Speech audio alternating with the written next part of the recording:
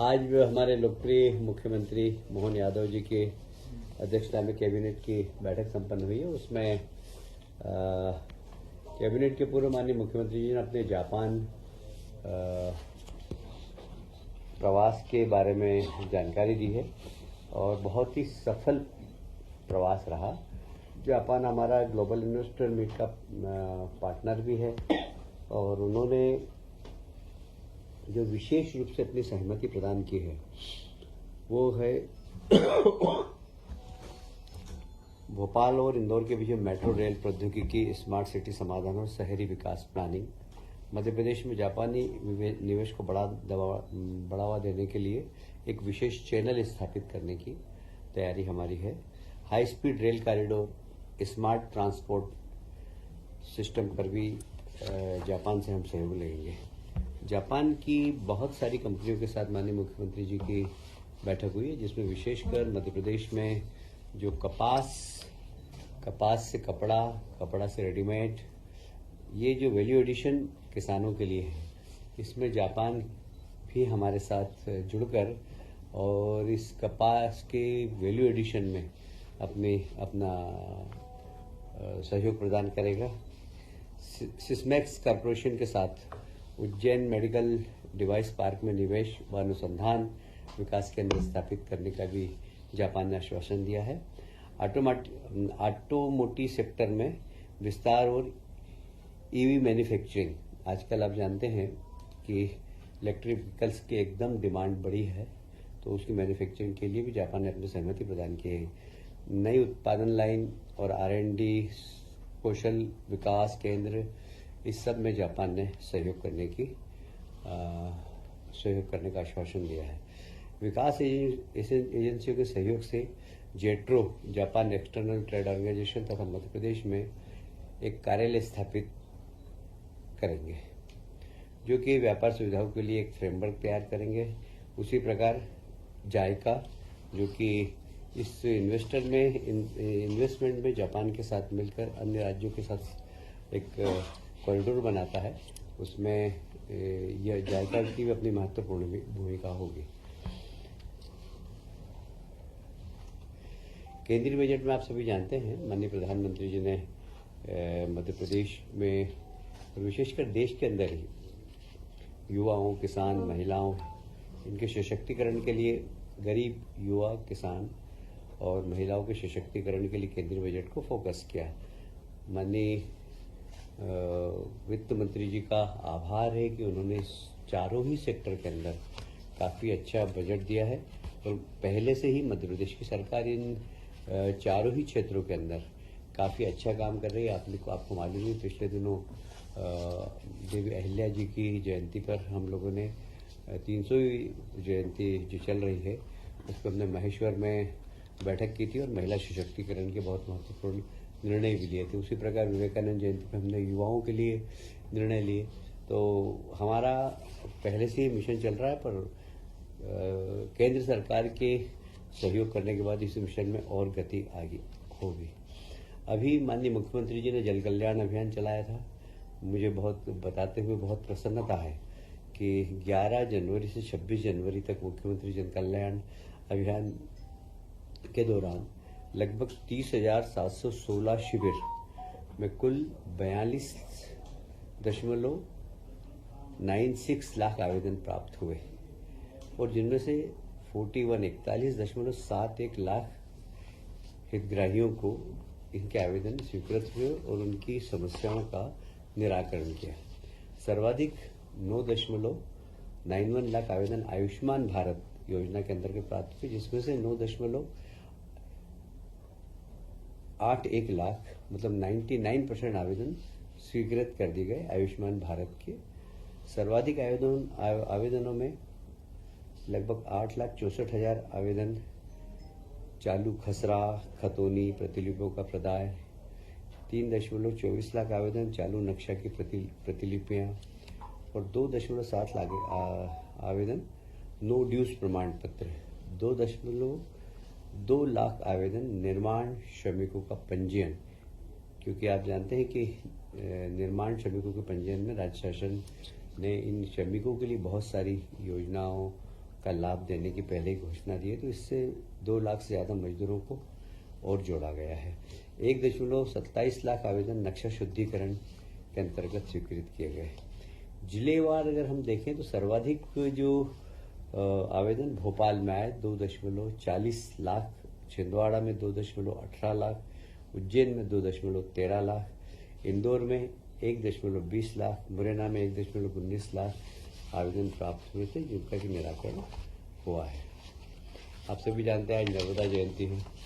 मैं भी आज सुबह गया था और सारे देश भर में बहुत शान से नर्मदा जी जयंती मन रही है और विशेषकर नर्मदा हमारे प्रदेश की जीवनदायिनी है। नर्मदा के माध्यम से हमारा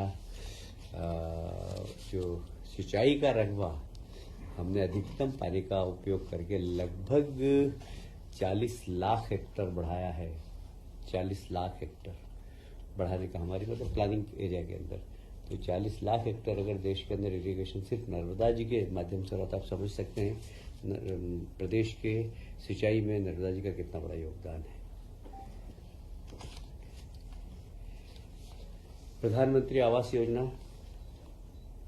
प्रथम चरण, आपको मालूम है कि देश के अंदर हमने बहुत ही सफलतापूर्वक प्रथम चरण हमने मनाया। लगभग 9.5 लाख आवास हमारे स्वीकृत किए थे, उसमें से 8.5 लाख लगभग हमने मकान लोगों को आवंटित कर दिया। उसमें मध्य प्रदेश को देश भर में दूसरे नंबर पर सम्मानित किया गया और मध्य प्रदेश को इसके अलावा भी बहुत सारे पुरस्कार मिले हैं प्रधानमंत्री आवास में अच्छा काम करने के लिए।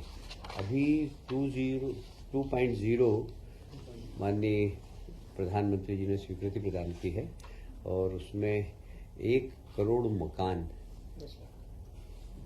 मकान बनाने की उन्होंने सारे देश में घोषणा की, जिसमें 10 लाख मकान मध्य प्रदेश ने बनाने का निर्णय लिया है। और ये वही उसी प्रकार की स्कीम है। इसमें एक तो बेनिफिशियरी लेड कंस्ट्रक्शन मतलब BLC, जिसके अंदर हम खुद बना कर देते हैं मकान, और फिर दूसरी है अफोर्डेबल हाउसिंग इन पार्टनरशिप। ये यदि कोई व्यक्ति का प्लाट है, पट्टा है, तो हम सीधा हम उसके खाते में जमा कर देते हैं पैसा। तीसरा है हमारा अफोर्डेबल रेंटल हाउसिंग। ये प्रधानमंत्री जी ने पिछली बार घोषणा की थी कोविड के समय कि ऐसे लोग जो शहरी क्षेत्र में आते हैं, जाते हैं, कहीं पर इंडस्ट्री लग रही है तो वहाँ मजदूर आता है, कहीं पर कंस्ट्रक्शन के काम चल रहे हैं, रोड कंस्ट्रक्शन चल रहा है, तो मजदूर कहाँ रहेगा।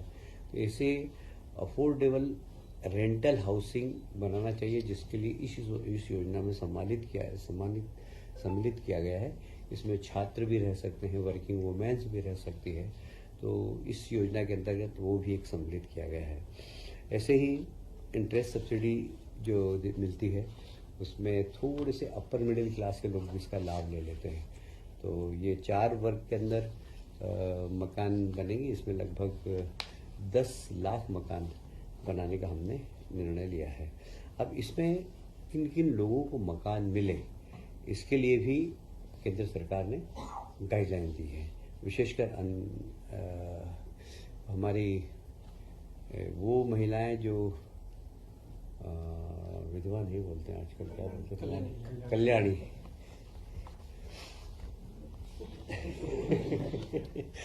कल्याणी सिंगल वुमेन्स, जो सिंगल वुमेन्स होती है वो, दिव्यांग, वरिष्ठ नागरिक, हमारे ट्रांसजेंडर को भी इस बार सम्मिलित किया गया है। अनुसूचित जाति जनजाति को तो पहले से ही सम्मिलित हैं। हमारे अल्पसंख्यक भाई, समाज के अन्य कमजोर वर्ग के लोग, जैसे सफाई कर्मी हो गए आपके, हमारे जो PM स्वनिधि के पटरी पे काम करने, व्यापार करने वाले लोग, इनको प्राथमिकता से देना, मतलब स्ट्रीट वेंडर, हमारी प्रधानमंत्री विश्वकर्मा योजना के लाभान्वित लोग जितने भी हैं उनको भी इस योजना में सम्मिलित किया गया है। विभिन्न कारीगर, आंगनवाड़ी की कार्यकर्ता, भवन व अन्य निर्माण श्रमिक, उनको भी इसका लाभ मिलेगा। और मलिन बस्ती के निवासी पर विशेष ध्यान दिया जाए, जिससे कि बस्तियां झुग्गी मुक्त मध्य प्रदेश बन सके। ये गाइडलाइन केंद्र सरकार ने हमें दी है। मैं समझता हूँ इसमें मध्य प्रदेश बहुत पहले भी हमने अच्छा काम किया है, आने वाले समय में और हम अच्छा काम करेंगे और मध्य प्रदेश को हम झुग्गी मुक्त करने का प्रयास करेंगे। देखिए, हमारी सरकार कितनी तेज गति से काम करती है। अभी माननीय मुख्यमंत्री जी जापान होकर आए।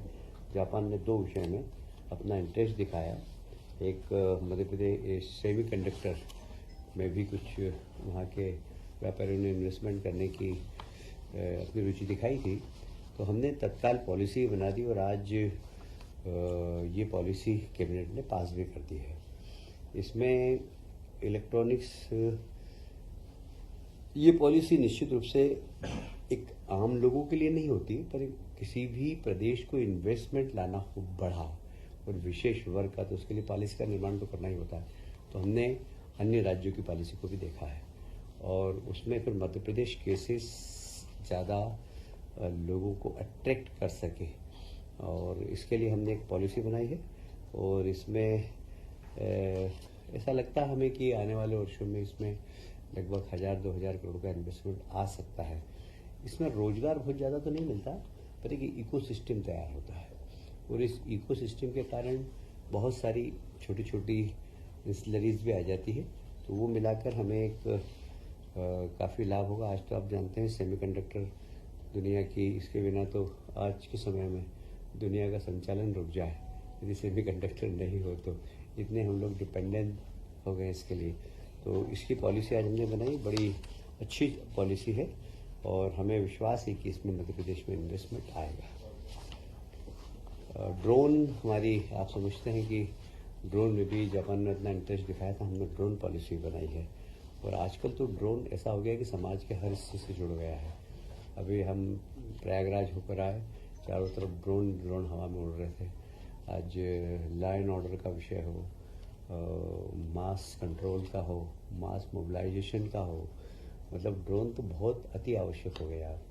और विशेषकर हमारे यहाँ तो एग्रीकल्चर वाला प्रदेश है और एग्रीकल्चर वाले प्रदेश में यूरिया जब छिड़की जाती है तो कई बार किसान उसमें बहुत प्रभावित होता है। तो ये ड्रोन से किसान का स्वास्थ्य भी ठीक रहेगा और बराबर यूरिया छिड़काव में आएगा, क्योंकि जब मैन्युअल होता है तो कहीं ज़्यादा छिड़क जाता है, कि कम छिड़कता है।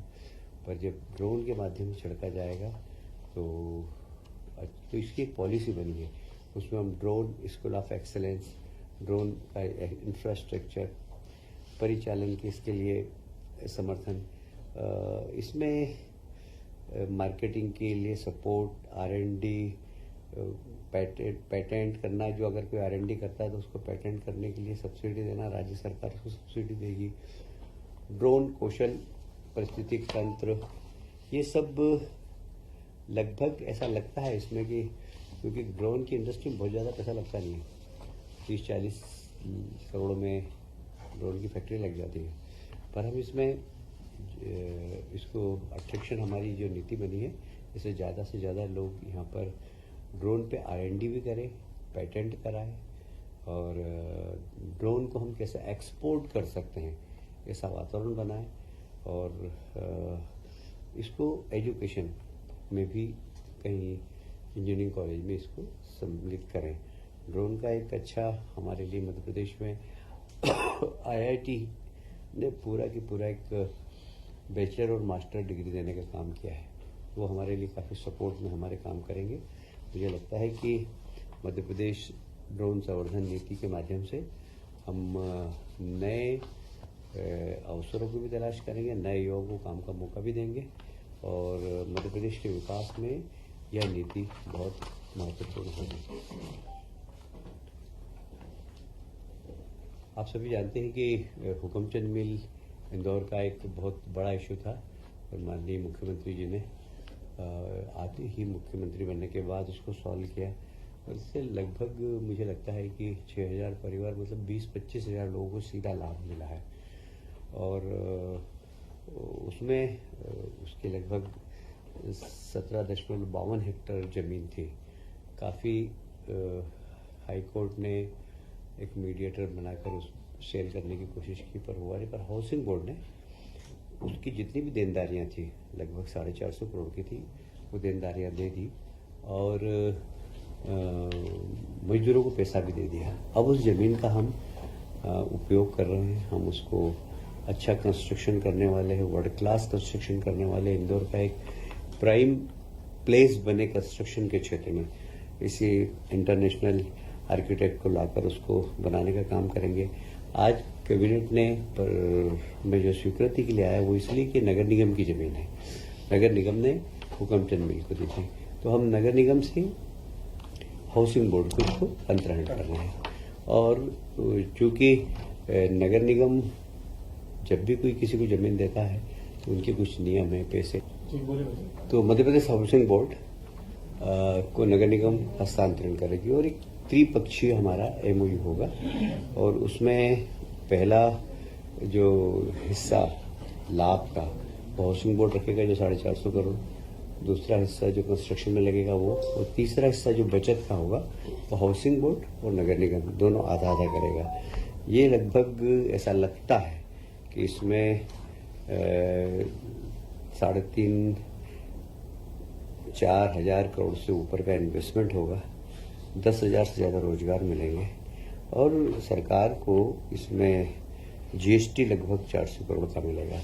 एक बहुत महत्वपूर्ण हिस्सा है ये। और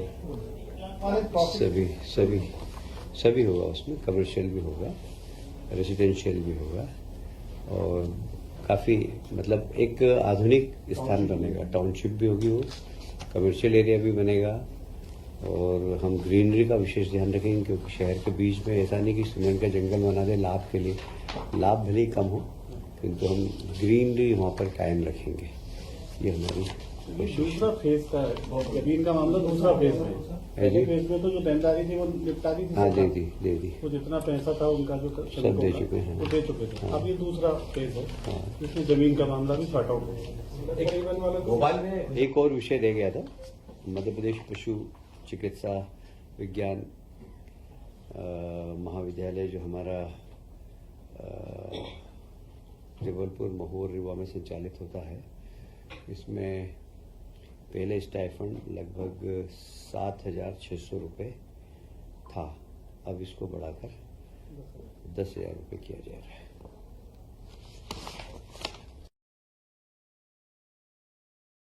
इसके लिए